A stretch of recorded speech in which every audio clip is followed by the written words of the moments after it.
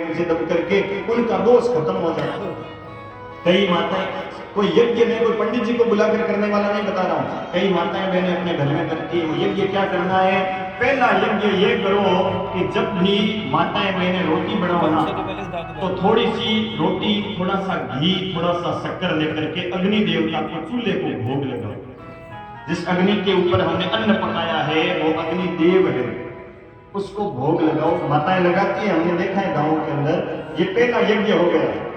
दूसरा यज्ञ क्या करना है कि जैसे ही माताएं रोटी बनावे तो पहली जो रोटी हुए बढ़िया सी, वो रोटी, एक रोटी गाय के लिए निकालो, एक रोटी गौ माता के लिए निकालो। यहाँ कितनी माताएं निकालती है भाई, रोटियां निकालती हो गाय के लिए?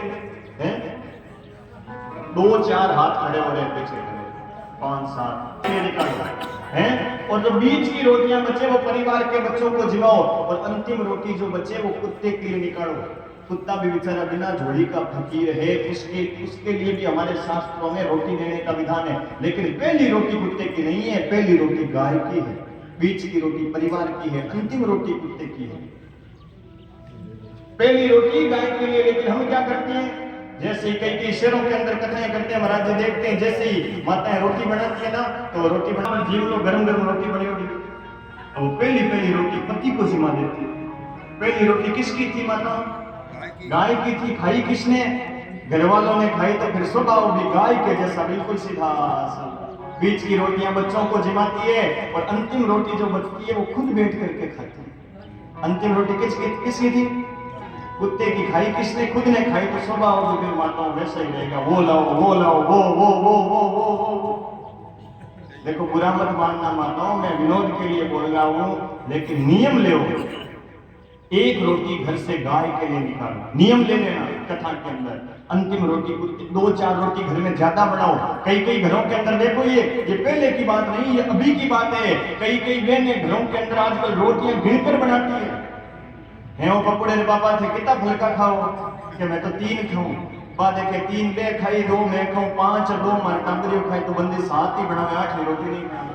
अरे भाई, कोई भिखारी आ जावे, कोई संत महात्मा आ जावे, कोई भिक्षुक आ जावे, नाथ जी महाराज जैसे आ जावे, अरे भाई कम से कम 1 रोटी बच जावे तो कुत्ते के लिए शाम को निकाल दो। लेकिन रोटियां घर में गिनकर मत बनाओ, उससे कोई घर में अन्न की कमी नहीं होगी, अन्न खत्म नहीं होगा। 1-2 रोटी ज्यादा बन जाएगी। तो कितने यज्ञ हो गए माताओं? 5 यज्ञ बता रहा हूं, 2 यज्ञ हो गए। तीसरा यज्ञ क्या करना है कि आप जब रोटी बनाओ तो पीछे थोड़ा सा आटा सूखा बचे परोठन के लिए। कई माताएं आटा लेती है, परोठनी बोलते हैं ना उसको, जो पास वापस क्या करती है, कई माताएं वापस डब्बे में डाल देती है। थोड़ा सा आटा होता है वो, 1 चिमटी 2 चिमटी, उस आटे को लेकर के चींटियों का जो बिल हुए ना, कीड़ी नगरा हुए, कोई पेड़ की जड़ों के पास में, दीवार के पास में, वहां पर उस आटे को चींटियों के लिए छोड़ो। बीच में पेड़ों के बीच में जो कीड़ी नगरा हुए ना, उसके ऊपर कभी भी अन्न मत डालो। क्यों? उसकी चींटियां वो निकलेगी, पैरों के नीचे आकर के मरेगी, इसलिए कोई किनारे पेड़ की जड़ों के पास है, वहां पर कीड़ी नगरा सींचो। 3 यज्ञ हो गए, चींटियों का भंडारा हो जाएगा। चौथा यज्ञ क्या करना है महाराज? रोज थोड़ा सा अन्न ले, अनाज ले, बाजरी, जौ, ज्वार, मक्का, कुछ भी, और 100 ग्राम, 50 ग्राम, 20 ग्राम, 1 मुट्ठी, आधी मुट्ठी, जैसी आपकी शक्ति। रोज थोड़ा सा अन्न ले घर से, और महाराज पक्षियों को चुग्गा डालो। ये नियम बहुत लोग लेते हैं, मैंने देखा है। रोज नियम से पक्षियों को थोड़ा सा दाना डालो। ये 4 यज्ञ हो गए।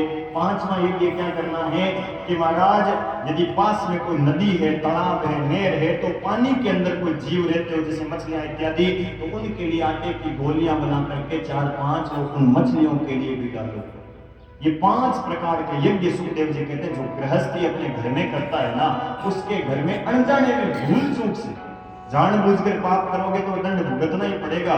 भूल चूक में जो अपराध रोज होते हैं ना, उनका प्रायश्चित रोज ही हो जाता है 5 प्रकार के यज्ञ करने से। सुखदेव जी कहते हैं, परीक्षित मुझे एक बड़ी सुंदर कथा याद आती है।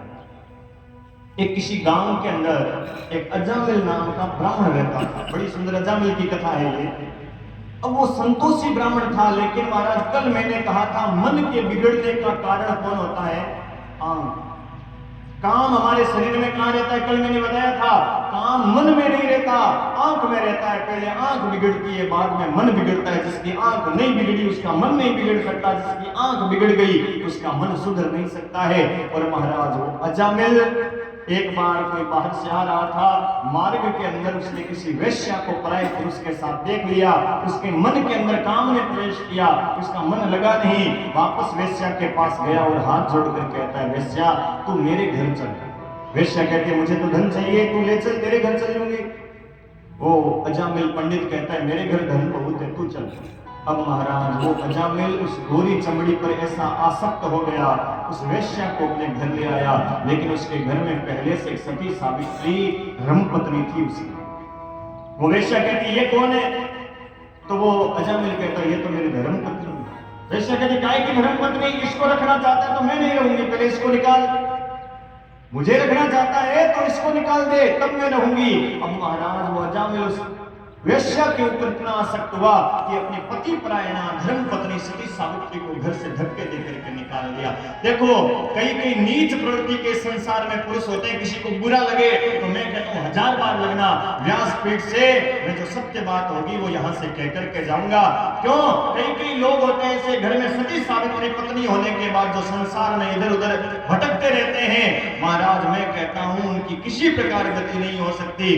किसी संत ने एक बड़ी सुंदर मुझसे बात कही थी कि नारी बिचारी उघाड़ी फिरे, प्यारी की साड़ी रंगीली रंगावे, नारी के हाथ में चूड़ी नहीं, गणिका को गले का हार पहनाए। खुद की पत्नी के पास चूड़ियां नहीं है और बाहर की वेश्याओं को, पराई स्त्रियों को गले के हार दिया जाता है। नारी के हाथ में चूड़ी नहीं, गणिका को गले का हार पहनावे, धर्म के ताही तो पाई नहीं, व्यभिचारी में सारी कमाई लुटावे। धर्म के लिए बोल दिया जाए ना, रे भाई गांव में कथा हो रही है, आश्रम में कोई महाराज जी के निर्माण हो रहा है, गौ माता की सेवा हो रही है, किसी गरीब ब्राह्मण की कन्या की शादी हो रही है, तो ऐसे लोग कहेंगे महाराज मानकर तो जेल खाने पे यही कहेंगे।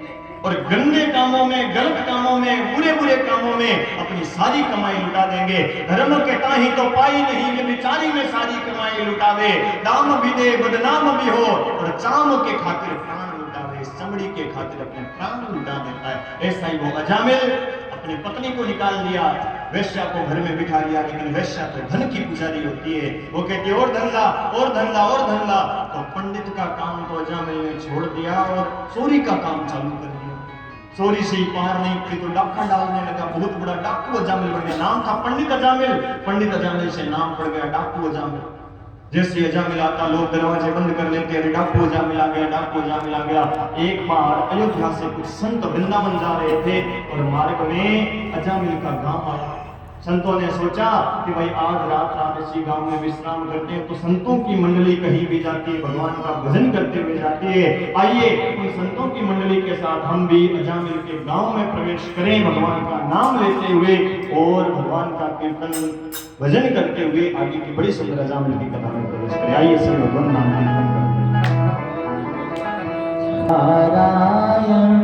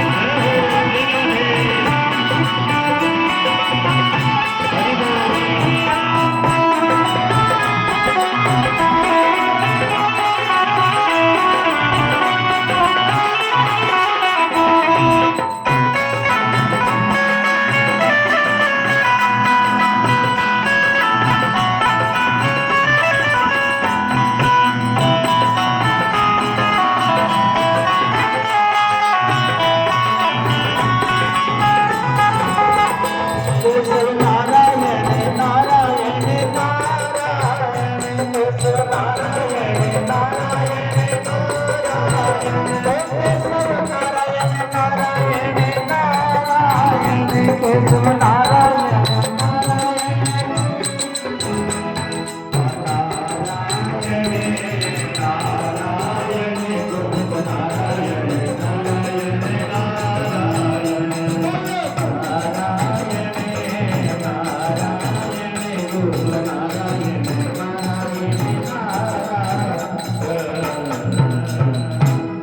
नारायण भगवान की।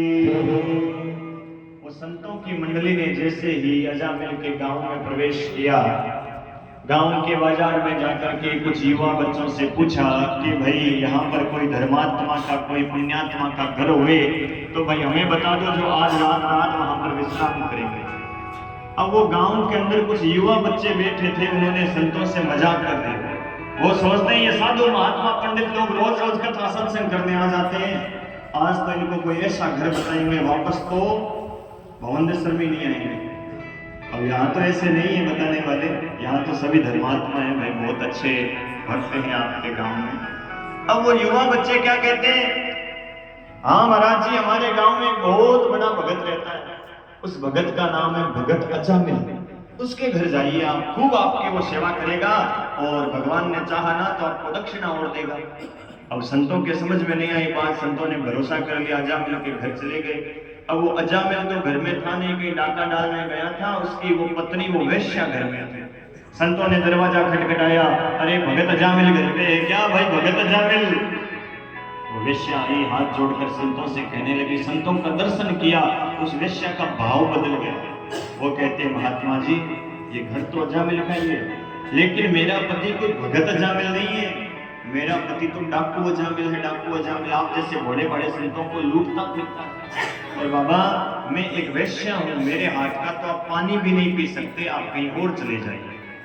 संतों ने कहा बेटी कोई बात नहीं, तुमने सत्य बोल दिया, हम तो कहीं और चले जाएंगे। संत कोई ये तो है नहीं कि यहाँ से ही हमारी पार पड़ेगी, कहीं और चले जाएंगे, नहीं तो भूखे ही रह जाएंगे रात रात। वेश्या के मन में विचार आया, देखो देखो संत पहली बार घर में आए हैं, और घर आया हुआ संत ब्राह्मण यदि भूखा चला जाए तो गवाड़ी का धर्म चला जाता है। जीव रूपी हाथी इस संसार रूपी सरोवर में अपने कर्मों की प्यास बुझाने जाता है, और जब पानी पीता है तो अंत समय में एक मगरमच्छ ने उसका पैर पकड़ लिया।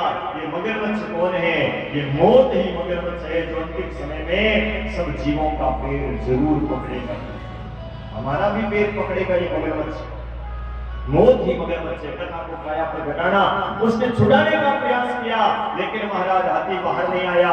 अपनी बेटों से कहा, रे बेटो तुम मुझे छुड़ाओ। उन बेटों ने खींचने का प्रयास किया, लेकिन हाथी से हाथी बाहर नहीं आता है, और महाराज वो बेटे मुंह मोड़ कर चले गए। कथा को शरीर पर घटाना, अरे भाई ये जीव ही गजराज नाम का हाथी है, और महाराज अंत में इस जीव का पैर भी मौत रूपी मगरमच्छ पकड़ेगा। और हम भी बेटों से कहेंगे, अरे बेटो सेवा करो रे, बेटो सेवा करो रे। महाराज कथा को अपने घर की पोथी को खोलना, कई कई घरों में मैं जाता हूँ, देखता हूँ, अरे भाई बाप बीमार पड़ जाता है, बेटे हॉस्पिटल में भर्ती करवा देते हैं, लेकिन पूर्व कर्मों के कारण से वो ठीक नहीं होता, 5 साल 10 साल तक ये हॉस्पिटल में पड़ा रहता है। तो कई कई नालायक औलादें ऐसी भी होती है जो अंत समय में बोल देती है कि हमें काको जी दुख घना पावे, हमें आने राम जी उठा लेवे तो मैं हमारे बंदे का। ऐसी भी औलादें होती है। रे भैया संसार में कोई किसी का नहीं है, आप केवल परमात्मा का भरोसा करना। ये बेटों का, बाप का, माँ का, भाई का, पत्नी का, पति का, ये सारा जो बंधन है ना, ये स्वार्थ का बंधन है, हमें केवल दिखाई देता है। महाराज बेटों ने मुंह मोड़ दिया तो हाथी ने अपनी पत्नियों से कहा, अरे तुम मेरी रक्षा करो। पत्नियों ने सूंड से सूंड मिलाई, लेकिन हाथी बाहर नहीं आया, तो पत्नियां भी चली गई। गजराज सोचता है मैंने परिवार के लिए इतना किया, लेकिन आज मेरा कोई नहीं है। लेकिन जिसका कोई नहीं होता है उसका भगवान जरूर होता है। दिल भर सूंड रही जल बाहर तब गजराज पुकार्यो।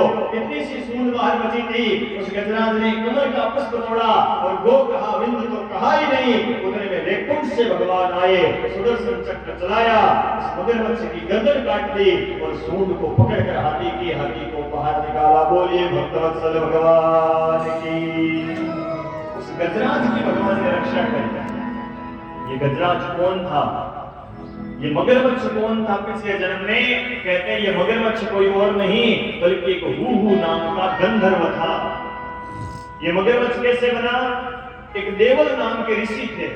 वो देवल ऋषि नदी में स्नान कर रहे थे और हूहू नाम के गंधर्व ने देवल ऋषि से मजाक किया, पानी के अंदर चला गया और अंदर जाकर के महात्मा के पैर पकड़ लिए। तो महात्मा को क्रोध आया, रे कौन मगरमच्छ के समान पैर पकड़ता है, जा तो मगरमच्छ ही बन जा। हूहू नाम का गंधर्व देवल ऋषि के श्राप से मगरमच्छ बना। मुक्तो देवल श्रापेन हूहू गंधर्व नामित। और महाराज ये हाथी कौन था? ये हाथी इंद्रद्युम्न नाम का राजा था। एक बार ये राजा अपने राज्य में से पेड़ फैलाकर पड़ा था ऐसे, और महाराज अगस्त्य ऋषि आए। अगस्त्य ऋषि को देख करके भी उस राजा ने प्रणाम नहीं किया। तो अगस्त्य ऋषि को क्रोध आ गया। अगस्त्य ऋषि कहते हैं, राजा तू राजा है, संत का ब्राह्मण का तुझे सम्मान करना चाहिए, और मैं संत ब्राह्मण आया हूं और मुझे देखने के बाद भी हाथी के समान पैर फैलाकर पड़ा है, जा तू हाथी बन जा। अगस्त्य ऋषि के श्राप से ये इंद्रद्युम्न नाम का राजा शास्त्रों में कथा आती है कि ये हाथी बना था, और आज भगवान का दर्शन हुआ तो इन दोनों का ही उद्धार हो गया। सुखदेव जी कहते हैं, परीक्षित हम भगवान के चरणों में एक बार जो चीज चढ़ जाए ना, उसको फिर कभी पैरों में नहीं गिराना चाहिए, उसका बड़ा भारी दोष लगता है। ये गलती हम करते हैं। एक बार दुर्वासा ऋषि भगवान के पास गए, भगवान ने अपने गले की माला निकालकर दुर्वासा ऋषि को पहना। यही दुर्वासा ऋषि इंद्र के पास गए तो इंद्र ने दुर्वासा ऋषि को भोजन जिमाया, और मैंने कहा था ना, ब्राह्मण धन से राजी हुए या ना हुए, ब्राह्मण बढ़िया भोजन से राजी बहुत जल्दी होता है। नहीं महाराज, या 10 बजे 11 बजे के भाई जी आगे नहीं भोजन बनाने, मैं भी ने मुंडो देखा मारो के भैया के कड़े बना ये कड़े माने जिमा है भाई, ब्राह्मण भोजन से जल्दी राजी होता है। अब महाराज दुर्वासा ऋषि राजी हो गए, और भगवान की जो माला थी ना, वो दुर्वासा ऋषि ने इंद्र के गले में पहना दी। अब इंद्र एरावत हाथी पर बैठा, हाथी मस्ती में चलने लगा, तो इंद्र को आनंद आया, तो माला निकाल करके इंद्र ने हाथी की सूंड में गले में पहना।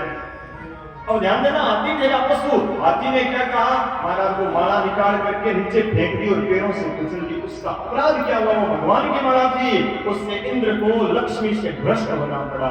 राक्षसों ने इंद्र का निंदासन दे दिया। हम भी करते हैं ये गलती। कई घरों में माताएं मैंने और भगवान के आगे दीपक जलाती है, माता आप करती होगी, दूसरे दिन दूसरा बत्ती डालकर दीपक जलाते हैं, तो पहली वाली बत्ती को हम ऐसे निकाल कर फेंक देते हैं, पैरों में फेंकते हैं। अगरबत्ती जलाते हैं, उसकी वो डंडी फेंक देते हैं, फूल प्रसाद पुष्पमाला प्रसाद पैरों में गिरा देते हैं, भगवान के आगे चढ़ाया हुआ, उससे अपराध लगता है। कोई फूल बत्ती है,